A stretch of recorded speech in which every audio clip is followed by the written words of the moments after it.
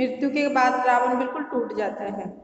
ऐसा लगता है कि वो उस मूर्छित हो जाता है, बेहोश हो जाता है और बिल्कुल टूट जाता है, विलाप करना शुरू कर देता है, पागलों की दशा हो जाती है, क्रोध से बिलबिलाता होता है, बिलबिलाता हुआ लंका अनाथ हो गई।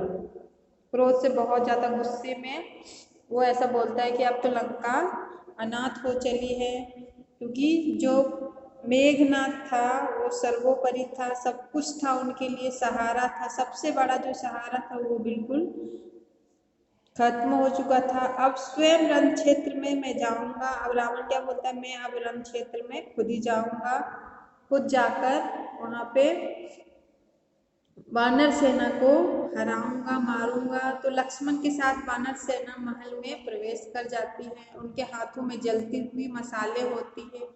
वानरों ने लंका में जहां तहां आग लगा दी, अनाज का जो भंडार था वो फूंक दिए, है ना, क्योंकि जो मेघनाथ था सबसे बड़ा जो दुश्मन था वो मारा जा चुका था। अब युद्ध भूमि में कोई नहीं था। लक्ष्मण क्या करते हैं, वानर की सेनाओं को लेके वो महल में प्रवेश कर जाते हैं और मसालों से वो हर जगह लंका में आग लगाना शुरू कर देते हैं, अनाज का भंडार फूंक देते हैं, है ना, जलाना शुरू कर देते हैं। जो शस्त्राग्रह था, जहाँ पे अस्त्र शस्त्र शस्त्र रखे जाते थे, उन्हें भी पूरी तरीके से जला देते हैं। मार काट हर जगह मच जाती है और जो भी सामने पड़ता था, जो भी सामने उनके आया, सबको मारता गया। कंपन को मारा, प्रजन्य को मारा, युपाक्ष को मारा, कुंभ भी मारे गए। हनुमान ने निकुंभ, देवांतक और त्रिसरा को मौत की नींद सुला दी थी। अंगद ने नरांतक का सारा काम तमाम कर दिया और लक्ष्मण ने अतिकाय का सिर काट दिया। राक्षस की सेना वहां से भाग खड़ी हो गई। अभी क्या होता है, हर जगह कोलाहल का माहौल, हर जगह वही दिखाई देता है, युद्ध का माहौल, चारों तरफ सेनाएं और हर जगह बाणों की वर्षा।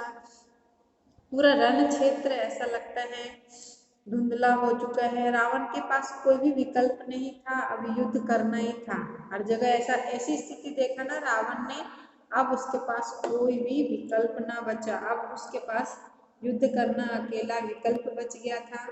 रावण युद्ध के लिए निकला और फुफकारते हुए, फन कुचलते हुए सांप की तरह। ऐसा लग रहा था कि पता नहीं वो जाएगा रण क्षेत्र में, सबको मूर्छित कर देगा, सबको पराजित कर देगा, सबको मार डालेगा और युद्ध क्षेत्र में वो खुद से जीवित हो जाएगा। तो कुचले हुए सांप की तरह वो भाग रहा था। जिधर मुड़ता भगदड़ मच जाती, जहाँ पे भी वो जाता ना, ऐसा लगता कि भगदड़ मच रही है। हर जगह भागे भागे दौड़े सेनाएं चली आ रही है। वानरों को भागते देख लक्ष्मण आते हैं और बोलते हैं, धनुष बाण लेके आते हैं, मानो इधर से उधर भाग रही है। तो रावण के सामने अब क्या था, अभेद्य दीवार की तरह खड़ा हो गया। ऐसा लग रहा था दीवार हो गया, है ना, जैसे रावण वहां खड़े हुए, ऐसा लग रहा है उसको भेद ना कर सके, उसको कोई नहीं गिरा सकते, वैसी दीवार की भांति वहां पे खड़े हो जाते हैं। थोड़ी ही देर में क्या होता है, विभीषण वहां पहुंच जाते हैं और उसके बाद राम के सामने एक भी नहीं चलती है। विभीषण को, राम की सेना को देखकर, विभीषण ने क्या देखा, और राम की सेना को देखकर बिल्कुल वो रावण क्रोधित हो जाता है, उबल पड़ता है। ऐसा लगता है कि अब वो कुछ ना कुछ कर देगा। उसके लिए देशद्रोह था, क्योंकि विभीषण क्या था, एक तरह से उसने धोखा दिया था अपने भाई को, है ना, धोखा देकर अपने दुश्मनों की मदद कर रहा था, है ना। राम क्या था, रावण का दुश्मन था और दुश्मन की मदद जो कर रहा था, इसलिए उसे विश्वासघाती का उपाधि रावण ने दिया कि ये तो विश्वासघाती है, इसने विश्वासघात किया है। विभीषण पे निशाना लगाया उसने। लक्ष्मण वहां पे बीच में उनके बाण को काट दिया, लक्ष्मण के बाण ने रावण के बाण को काट दिया। उसने दूसरा घातक बाण वापस चलाया रावण ने कि सबसे पहले मैं इस विश्वासघाती विभीषण को मारूंगा। विभीषण को मारने के लिए पूरी तरह से वो रावण तैयार था, बहुत ही विश्वासघात किया, धोखा दिया है, इस धोखेबाज को पहले मारूंगा। लेकिन लक्ष्मण का बाण उसे काट देता है। लक्ष्मण दूसरा फिर से घातक बाण जब चलाते हैं रावण, तो इस बार लक्ष्मण बीच में आ जाते हैं। उन्होंने विभीषण को पीछे छिपा लिया और आगे आ जाते हैं खुद ही और विभीषण को पीछे छिपा लेते हैं। जैसे ही बाण लगता है लक्ष्मण अचेत हो जाते हैं, है ना। जैसे ही बाण लगता है विभीषण को मारने के लिए, जैसे वो छोड़ा गया बाण लगता है वापिस वो लक्ष्मण अचेत हो जाते हैं, मूर्छित बेहोशी जैसा हो जाता है स्थिति और वो गिर पड़ते हैं। राम ने देखा तो उनकी आंखों में क्रोध, उनकी आंखें क्रोध से लाल हो गई थी, आग बरसना शुरू हो गया था। उन्होंने लक्ष्मण और सुग्रीव को निगरानी में छोड़ा और रावण को चुनौती दी। कहा, रावण कल तुझे मेरे सामने ले आया हूँ, काल तुझे मेरे सामने लेके आया है, अब तुम्हारा मरना निश्चित है। आज अन्याय पर न्याय की विजय होगी, तेरा अंत निश्चित है। उधर लक्ष्मण हनुमान को उठाकर रण क्षेत्र से दूर जाते हैं। वैद्य सुसैन को उपचार के लिए वो बुलाते हैं। वैद्य सुसैन कहाँ का है? वैद्य वही का है, लंका का वैद्य है जो कि उपचार करता है भली भांति, है ना, उपचार के लिए बुलाता है। तो और हनुमान को वैद्य सुसैन ने क्या बोला कि मेरे उपचार से इनका अचेत नहीं छूट सकता, मतलब इनकी जो बेहोशी है वो नहीं टूट सकती, वो ठीक नहीं हो सकते, मैं कितना भी उपचार करूं, जब तक आप एक बूटी नहीं ला के देते हो, संजीवनी बूटी अगर आप लेके आते हो, तो उस संजीवनी बूटी का कमाल ये है कि वो मूर्छित व्यक्ति को भी जीवित कर सकता है। तो सुसैन वैद्य ने क्या कहा हनुमान जी को, जाओ आप जाके हिमालय पर्वत से संजीवनी बूटी लेके आओ और चिकित्सा शुरू हो जाती है, उपचार शुरू होता है। धीरे धीरे जो रक्त का रिसाव है वो भी बंद हो जाता है, रक्त बहना शुरू हो रहा था ना बाण से, क्योंकि वो घातक बाण था, है ना, इतना घातक बाण था जिससे वो मूर्छित हो जाते हैं। घाव धीरे धीरे भर जाता है, धीरे धीरे रक्त का रिसाव कम हो जाता है। संजीवनी का प्रभाव चमत्कारी था। सुग्रीव ने लक्ष्मण को स्वस्थ होने की सूचना राम तक पहुंचाई, क्योंकि संजीवनी बूटी कैसे लाए हनुमान जी, उड़ते उड़ते जाते हैं, देखा होगा तुमने टीवी में, टेलीविजन में, उड़ते हुए वो चले जाते हैं। कहाँ से? लंका से। हिमालय कहाँ है? हिमालय कहाँ है? जम्मू कश्मीर में। उतनी दूर वो उड़ते हैं, हवाई मार्ग में, वायु मार्ग में उड़ते हुए जाते हैं और वहाँ पे वो देख के अचंभित हो जाते हैं, ये संजीवनी बूटी होती कैसी है, क्योंकि सुसैन वैद्य ने उन्हें क्या बोला था, जहाँ से थोड़ी सी, जिस पौधे से थोड़ी चमक आए, ऐसा लगेगा कि थोड़ा हाँ उसमें से लाइट आ रही है, वो बूटी आपको उखाड़ के लाना है ना। तो हनुमान जैसे चाहते हैं, हनुमान हिमालय पर्वत पे, तो वहाँ पे वो क्या देखते हैं, हर जगह वैसे ही चमक, हर जगह हर एक पत्तों से, हर एक पेड़ से आ रही है, हर जगह सेम चमक जो सुसैन ने बोला था कि वही चमक पूरे पर्वतों से आ रही थी। तो उन्होंने क्या किया, पर्वत ही पूरा उखाड़ के लाया, है ना। सर हनुमान जी ने बोला ये तो हर जगह वही है, चमकदार और चमकीला पेड़ है, चलो इसको पूरे पर्वत को ही उखाड़ लूँ, मुझे तो बूटी नहीं मिल रही है, पता नहीं ये बूटी है कहाँ। तो उन्होंने पूरी पर्वत उठाई, अपने हाथों पे, अपनी बाजुओं पे रखा और पर्वत लेके वहाँ से उड़ के आ जाते हैं जहाँ पे उनका उपचार चलता है, लक्ष्मण का उपचार चलता है। अपने हाथों में इतनी भारी भरकम पर्वत, सोच सकते हो पर्वत कितनी बड़ी होती, कितनी विशाल। उन्होंने सबसे पहले अपना रूप बहुत बड़ा बना दिया, विशाल बना दिया, है ना, विशाल काय रूप धारण कर लिया। उसके बाद इतनी शक्ति थी कि पहाड़ को उठाया और वहाँ से उड़ते हुए लेके आते हैं बूटी, और लक्ष्मण को जैसे ही वो बूटी का रस मिलता है तो उनका स्वास्थ्य ठीक होना शुरू हो जाता है। फिर ये सूचना राम को पहुंचाई जाती है। सिंह की भांति रावण पर फिर वो टूट पड़ते हैं। राम और रावण का भयानक युद्ध होता है। शस्त्रों की गति कपा देने वाली होती है, ध्वनियां निकल रही थी, थम गई थी, सूरज बादलों के पीछे छिप गया था सूरज। ऐसा लग रहा था कि वो जो माहौल है ना, युद्ध भूमि, हर जगह बादल बादल और हवा थम चुकी थी, है ना। वो जो रूप था, भयानक रूप था, बादल के पीछे चांद वो सूरज छुप गया था, पूरा अंधेरा अंधेरा रात के समान हो गया। शस्त्रों की चमक बिजली की तरह कौंध रही थी। जो शस्त्र वहाँ पे आपस में टकरा रहे थे ना, तो जो उसकी चमक जो थी ऐसा लग रहा था बिजली की तरह चमक रही है, गड़गड़ाहट हो रही है, चमकीली दिखाई दे रही है और थर्रा देने वाली थी, गड़गड़ाहट थी जो थर्रा देने वाली थी, ऐसा लगा था कपा देने वाली गड़गड़ाहट है। दोनों योद्धा अपनी पूरी शक्ति से लड़ रहे थे, कोई एक रत्ती भी पीछे खिसकने के लिए तैयार नहीं थे। इतनी देर लगा रहा है युद्ध समाप्त होने में। दोनों पक्ष में योद्धा हाथ बांधकर खड़े हो गए, दोनों छोटे छोटे युद्ध थम गए। सबकी नजर राम और रावण पर पड़ी थी, सबकी आंखें फट गई थी, पलके झुकाना भूल गए थे। उन्होंने ऐसा युद्ध पहले कभी नहीं देखा, लेकिन महासंग्राम समाप्त नहीं हुआ था। रावण का एक बाण राम को लगा, जिनके रथ का ध्वजा कटकर गिर जाती है और राम ने प्रहार किया। बाण रावण के मस्तक में जाके लगती है, रक्त की धारा बह निकलती है। बीच में युद्ध कुछ पल के लिए रुका था और रावण अपने महल में चला जाता है घोड़े और रथ बदलने के लिए। राम की आवश्यकता नहीं पड़ी, राम को इसकी आवश्यकता नहीं पड़ती है, क्योंकि जो युद्ध होता है निरंतर चलता रहता है। 2-3 दिनों का युद्ध चलता है, 1 घंटे में युद्ध नहीं खत्म या समाप्त नहीं होता। 2-3 दिनों तक ये महासंग्राम था। संग्राम नहीं, ये महासंग्राम था जो खत्म नहीं होने वाला था।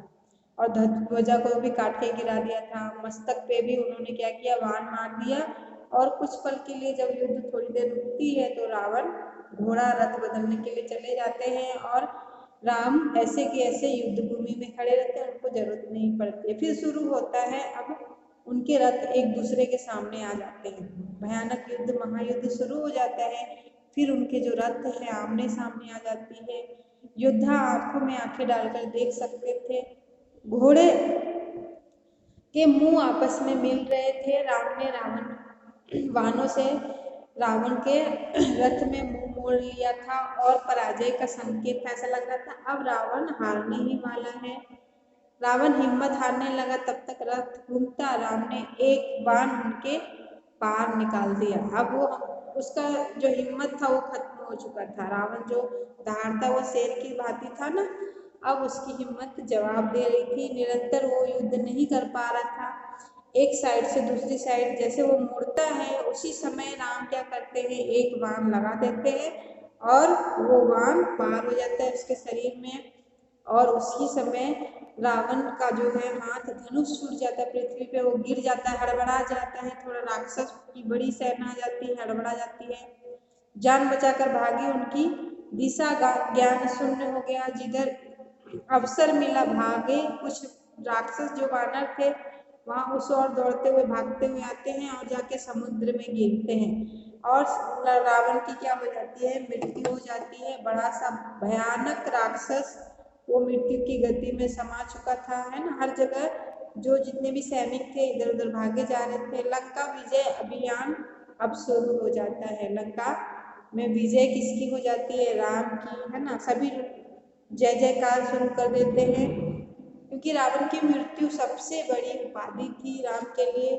सीता को लाने के लिए उनको मारना ही था। वो ऐसे नहीं मान रहे थे, रावण ऐसे ही नहीं मान रहे थे कि सीता को अगर दे देते तो पूरी की पूरी लंका बच जाती और युद्ध भी नहीं करना पड़ता। इतनी भारी क्षति कभी नहीं होती। पूरी लंका जल के नाश हो गई। सोने की जो लंका थी वो तहस नहस हो गई। किसके कारण, बस एक रावण का जो अभिमान था उसके कारण। वो अभिमान भी गया, रावण भी गया, राक्षस की पूरी सेनाएं खत्म हो गई और राम की विजय हुई, जय जयकार हुई। कुछ समय पूर्व का जो रण क्षेत्र था बदल चुका था। शास्त्रों की टंकार की तरह किलकारियों ने ले लिया। सब जगह खुशियां दिख रही थी, खुशियों का किलकारी सुनाई दे रहा था।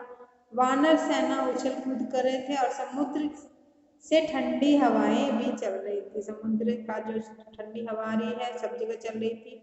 शास्त्रों से उत्पन्न गर्मी वहां अपने साथ बहा ले गई और कोलाहल तुमुलनाद में परिवर्तन हुआ। जो कोलाहल था, जो हल्ला था, वो तुमुलनाद में फैलना शुरू हो गया। तुमुलनाद मतलब वहां पे जो जीत की ध्वनि होती है ना, जीत की ध्वनि, जीत की शहनाई, शंख शंख की ध्वनि वो सुनाई देना शुरू हो गया और प्रसन्नता सर्वव्याप्त था। हर जगह खुशियां ही खुशियां नजर आ रही थी। हर जगह सभी लोग खुशी मना रहे थे क्योंकि भारी विजय हुई थी, बहुत बड़ी विजय हुई थी। रावण को रण क्षेत्र में हराना। रण क्षेत्र में केवल एक व्यक्ति दुखी था। कौन था वो? शोक से व्याकुल विलाप करता हुआ भाई की मृत शरीर के पास खड़ा विभीषण, वही एक दुखी था। राम ने बहुत समझाया, मित्र शोक मत करो, अभी शोक करने का कोई समय नहीं है। जो रावण था वो महान योद्धा था, उनकी अंत्येष्टि महात्मा के अनुरूप होनी चाहिए। अंत्येष्टि मतलब उनका जो क्रियाकर्म है, जो अग्नि को कैसे हम समर्पित करेंगे रावण को, और जो जितने भी पूजा पाठ होता है क्रियाक्रम में, वो हम एक महात्मा के तरह करेंगे। क्योंकि जो वो रावण था वो एक महान ऋषि मुनि और ब्राह्मण भी था। उसी के अनुरूप एक महान योद्धा भी था। एक योद्धा की भांति उसका हम अंत्येष्टि करेंगे। और मृत्यु तो सत्य है ही, मृत्यु को कोई भी झुटकार नहीं सकता है। सबके साथ मृत्यु आनी है।